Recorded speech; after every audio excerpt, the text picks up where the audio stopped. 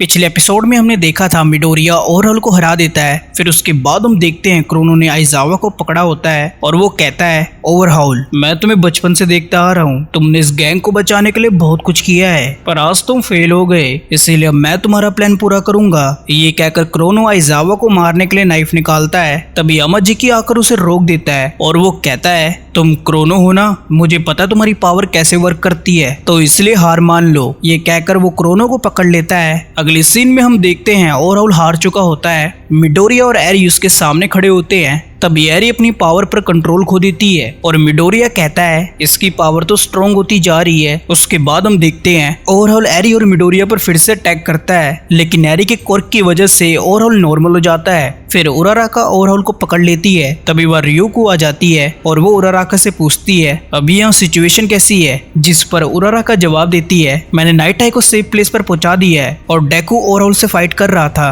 पर अभी सिचुएशन ठीक नहीं है। तभी एरी कहती है नहीं रुक जाओ, नहीं तो ये मर जाएगा, और ये कहकर वो रोने लगती है। ये देखकर आइजावा एरी की पावर्स को रोक देते हैं और एरी बेहोश हो जाती है। दूसरी तरफ पुलिस और हीरोज बाकी के बचे सभी विलन्स को पकड़ लेते हैं। उसके बाद हम देखते हैं मिडोरिया एरी को मेडिकल टीम को दे देता है और वो कहता है ये बेहोश हो गई थी, जिस पर पुलिस चीफ कहता है ये ठीक हो जाएगी, इसे बस मेडिकल हेल्प चाहिए और तुम्हें भी। तभी मिडोरिया नाइट आई को देखता है और वो उनके पास जाके कहता है सर मुझे आपको कुछ बताना था। तभी नाइट आई अपने मन में सोचते हैं ये फ्यूचर बिल्कुल अलग है, मैं समझा नहीं तुमने ये कैसे किया। और वो मिडोरिया से कहते हैं मिडोरिया तुमने फ्यूचर चेंज कर दिया। उसके बाद मिडोरिया कहता है सर ऑल माइट ने कहा है वो जिएंगे, उन्होंने कहा था वो आपको फेस नहीं कर सकते हैं, पर वो आपसे मिलना चाहते हैं। उसके बाद मेडिकल टीम नाइट आई को हॉस्पिटल ले जाती है। फिर रियोको मिडोरिया को कहती है मिडोरिया आज कई लोग इंजर्ड हुए हैं, इसीलिए सही टाइम नहीं है सेलिब्रेट करने का, पर तुमने अच्छा काम किया है, उसके लिए तुम्हारा थैंक्स। दूसरी तरफ हम देखते हैं पुलिस इंजर्ड विलन्स को हॉस्पिटल ले जा रही होती है, लेकिन तभी वहाँ लीग ऑफ विलन आ जाते हैं। फिर डाबी स्पिनर से कहता है कोई छिपकली थोड़ा धीरे चलाओ, जिस पर स्पिनर कहता है मैं कोई छिपकली नहीं हूँ, मेरा नाम स्पिनर है। फिर डाबी अपने ब्लू फ्लेम का यूज करके पुलिस पर अटैक करता है, पर प्रो हीरो स्नैच अपनी सैंड से उसके अटैक को रोक देता है। ये देखकर शिगाराकी कहता है मुझे पहले ही समझना चाहिए था कि वो किसी हीरो को पुलिस के साथ जरूर भेजेंगे। ये कहकर वो स्नैच पर अटैक करने जाता है, लेकिन स्नैच अपनी सैंड से उसे रोक देता है और वो कहता है मुझे पता है अगर तुम किसी चीज को टच करते हो तो वो खत्म हो जाती है, लेकिन तुम्हारी पावर का सैंड पर कोई असर नहीं होगा। जिस पर शिगाराकी कहता है हाँ तुम सही बोल रहे हो। उसके बाद हम देखते हैं कंप्रेस अपने क्वर्क से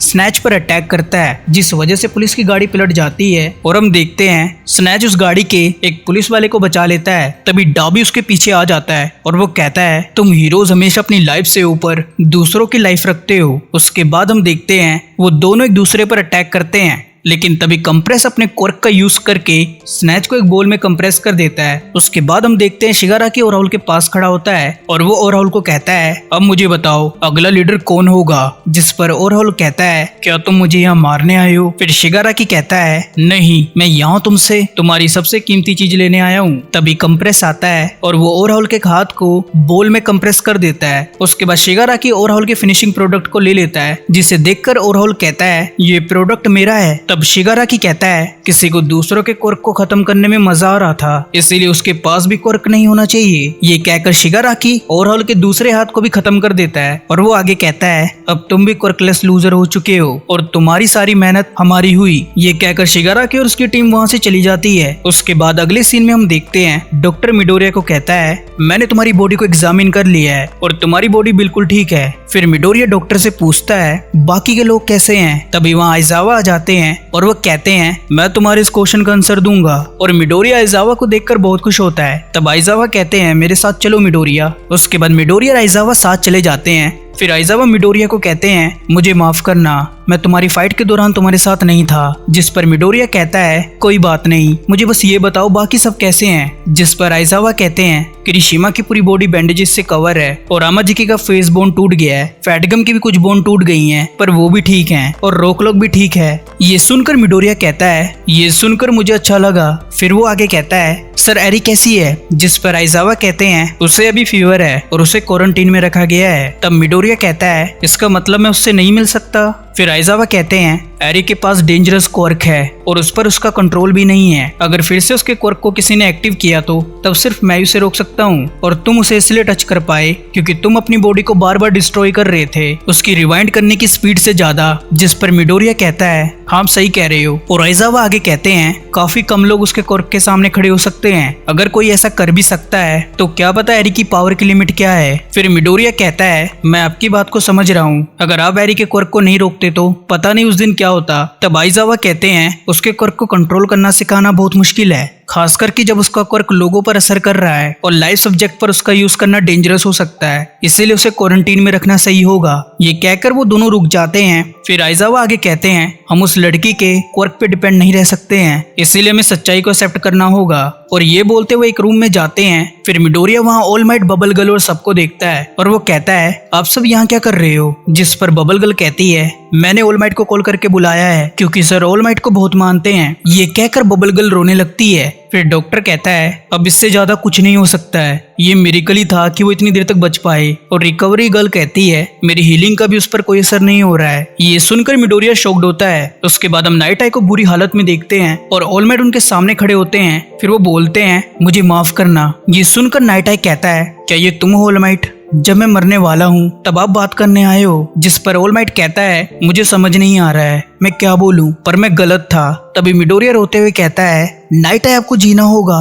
फिर नाइट आई ऑल माइट को कहते हैं मैंने कभी आपको इतने अच्छे से बात करते हुए नहीं सुना, लेकिन जो भी हुआ है उसके लिए मैं आपसे नाराज नहीं हूँ। मैं बस इतना चाहता हूँ कि आप हैप्पी रहो। और अगर आपने किस्मत से फाइट करने का फैसला किया है। तभी ऑल माइट नाइट आई की बात को काटते हुए बोलते हैं तुम्हें भी फाइट करनी होगी और प्लीज मुझे चांस दो उन चीजों को ठीक करने का जो मैंने किया है। जिस पर नाइट आई कहते हैं आपको कुछ भी ठीक करने की जरूरत नहीं है, मैं बस उस फ्यूचर को चेंज करना चाहता था जिसमें आप मर जाएंगे, तो इसलिए मैं उसे चेंज करने में लगा रहा, लेकिन अब कुछ नहीं हो सकता है। पर मिडोरिया ने आज फ्यूचर चेंज करके दिखाया, उसने मेरी थिंकिंग को बिल्कुल चेंज कर दिया है और मेरे लिए ये इनफ है, लेकिन मुझे एक बात का रिग्रेट है। तभी वहाँ पर मिरियो आ जाता है और वो कहता है सर आपको जीना होगा, अब ऐसे नहीं मर सकते हो। मिरियो को देखकर नाइट आई कहते हैं मिरियो तुमने मेरी वजह से बहुत सफर किया है। जिस पर मिरियो कहता है आप ऐसा मत बोलो, आपने मुझे काफी कुछ सिखाया है और इस वजह से आज मैं स्ट्रॉन्ग बन पाया हूँ, इसलिए मैं चाहता हूँ आप मुझे और सिखाओ। उसके बाद नाइट आई अपने मन में सोचते हैं मुझे माफ करना मिरियो, पर पहले मैं तुम्हें सिर्फ वन फॉर ऑल का वेसल समझता था, लेकिन तुमने मुझे फॉलो किया और मुझ पर बिलीव किया और इस तरह से तुम मेरी प्राइड बन गए। ये कहकर वो मिरियो को टच करते हैं और उसका फ्यूचर देखते हैं। तब वो कहते हैं तुम फ्यूचर में बहुत अच्छे हीरो बनोगे और ये फ्यूचर का वो पार्ट है जिसे कोई नहीं बदल सकता है। तुम हमेशा स्माइल करना क्योंकि बिना इसके इस दुनिया का कोई ब्राइट फ्यूचर नहीं है। ये कहकर नाइट आई हमेशा के लिए दुनिया छोड़ के चले जाते हैं और इसके साथ ही एपिसोड यहीं खत्म हो जाता है।